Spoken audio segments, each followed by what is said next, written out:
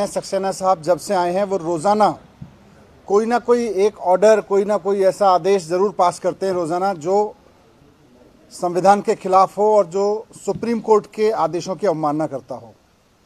वो खुल के रोज़ाना कोई ना कोई आदेश पास करके बार बार ये कहना चाहते हैं कि मैं संविधान को भी नहीं मानता और सुप्रीम कोर्ट के ऑर्डर मेरे ऊपर लागू नहीं होते। एलजी साहब कह तो चुके ही हैं कि उनके ऊपर सुप्रीम कोर्ट के आदेश लागू नहीं होते, वो सुप्रीम कोर्ट के आदेशों को नहीं मानते, लेकिन रोज़ाना अपने आदेशों से भी वो यही साबित कर रहे हैं। आज फिर उन्होंने इसी सीरीज़ में एक और आदेश पारित किया जिसमें संविधान को भी वो नहीं मान रहे हैं और सुप्रीम कोर्ट के आदेश को भी वो उसका अपमान कर रहे हैं, सुप्रीम कोर्ट का कंटेम्प्ट कर रहे हैं। आज उन्होंने दिल्ली में अरविंद केजरीवाल जी की सरकार द्वारा, मुख्यमंत्री अरविंद केजरीवाल जी की सरकार द्वारा कैबिनेट द्वारा पास 4 साल पहले पास प्रस्ताव को आज पलटा है। 4 साल पहले सीएम साहब के नेतृत्व में दिल्ली सरकार ने, दिल्ली की कैबिनेट ने बिजली कंपनियों में 4 प्रोफेशनल डायरेक्टर्स की नियुक्ति की थी। अब एलजी साहब कह रहे हैं कि 4 साल पहले जो फैसला लिया गया था मैं उसको डिफरेंस ऑफ ओपिनियन के दिए हुए अधिकार के तहत आज पलट दे रहा हूँ। दिल्ली की कैबिनेट ने फैसला लिया, मुख्यमंत्री ने फैसला लिया, एलजी साहब के पास में कोई अधिकार नहीं है कि वो दिल्ली सरकार के बिजली संबंध में लिए गए फैसले को पलटें। उनके पास केवल डिफरेंस ऑफ ओपिनियन का अधिकार है। उसकी भी एक प्रोसीजर है, मैं उस पर आऊँगा।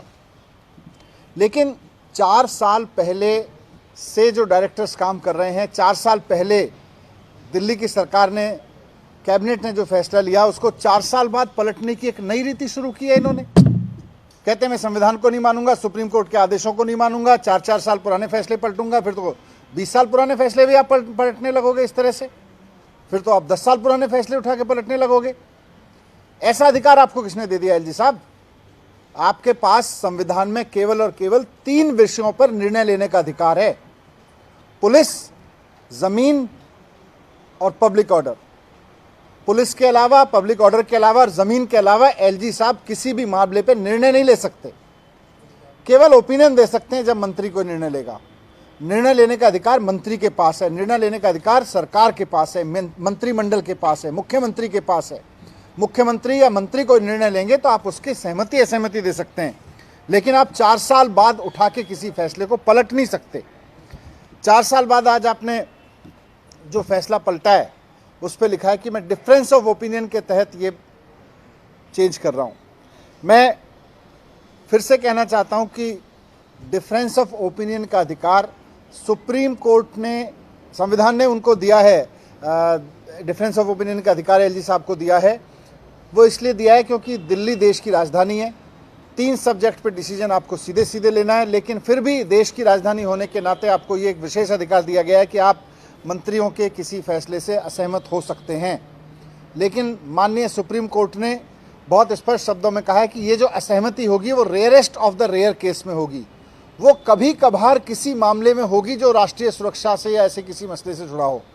ऐसा नहीं है कि आप रोज चुनी हुई सरकार के फैसले को पलटोगे और बोलोगे मेरे पास तो विशेष अधिकार है।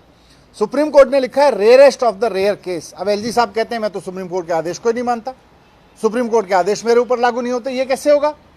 जब सुप्रीम कोर्ट ने ये कहा है कि rarest of the rare case में होना चाहिए, तो ये रोजाना आप सुबह उठ के रोज सरकार के फैसले को पलटने का जो निर्णय ले रहे हो, ये तो गलत है।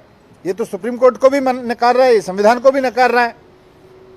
और डिफरेंस ऑफ ओपिनियन लेने का तरीका क्या होगा उस पर भी संविधान ने लिखा हुआ है, उस पर भी सुप्रीम कोर्ट ने बोला हुआ है, उस पर भी ट्रांजैक्शन ऑफ बिजनेस रूल है उसके ऊपर कि कैसे होगा।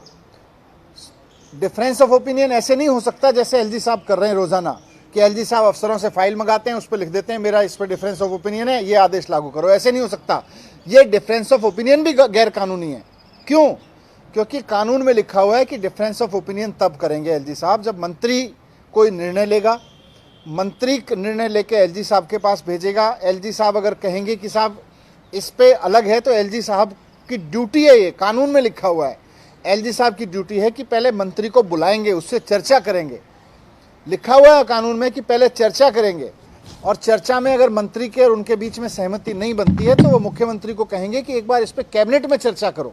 मंत्री नहीं मान रहे, कैबिनेट मान जाए, और कैबिनेट भी नहीं मानेगी तब एलजी साहब के पास ये पावर है कि वो कोई निर्णय लेंगे और सेंट्रल गवर्नमेंट को कहेंगे भाई इस पे डिफरेंस ऑफ ओपिनियन है।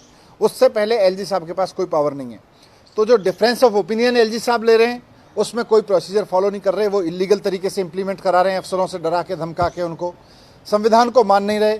सुप्रीम कोर्ट के फैसलों के बारे में उनका कहना है सुप्रीम कोर्ट के फैसले मेरे ऊपर लागू नहीं होते, मैं तो लेफ्टिनेंट गवर्नर हूँ। आप संविधान के आदेश पे चलते हो, भारत में ही रहते हो, भारत में के ही एक राज्य में एलजी हो, आपको संविधान को भी मानना पड़ेगा, सुप्रीम कोर्ट को भी मानना पड़ेगा, नियम कायदे कानूनों को भी मानना पड़ेगा। आप जिस पार्टी के होंगे, ऐसा नहीं है कि दूसरी पार्टी की सरकारों के बारे में आप बोलें उसकी पार्टी का कोई भी फैसला मैं कहीं से भी उठा के पलट सकता हूँ। ये गैरकानूनी तरीके से एलजी साहब कर रहे हैं। कह रहे हैं कि हमने 4 साल पहले जो केजरीवाल जी की सरकार ने डायरेक्टर लगाए थे, वहाँ बिजली कंपनियों में 8,000 करोड़ का घोटाला हो गया। दिल्ली में केवल और केवल एक ही काम हो रहा है बिजली के सेक्टर में कि बिजली लोगों को फ्री मिल रही है। कोई घपला, कोई घोटाला नहीं। कहाँ घोटाला हो गया, कौन सा घोटाला हो गया, सब हवा में है। रोज़ कोई नया आरोप लगाते हैं, कभी मेरे ऊपर आरोप लगाते हैं, कभी किसी और के ऊपर आरोप लगा देते हैं, सीबीआई भेज देते हैं, ईडी भेज देते हैं। करा लो इसकी जांच, इस 8,000 करोड़ की भी करा लो। आपको ये पावर कहाँ से आ गई? आपके पास ये पावर है कि आपको लग रहा है घोटाला हुआ, जांच कराओ। आपके पास ये पावर कहाँ से आ गई कि आप केजरीवाल जी की सरकार के फैसले को 4 साल बाद पलट देंगे?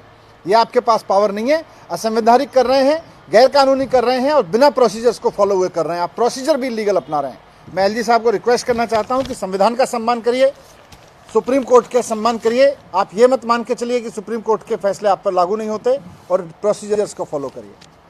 Thank you.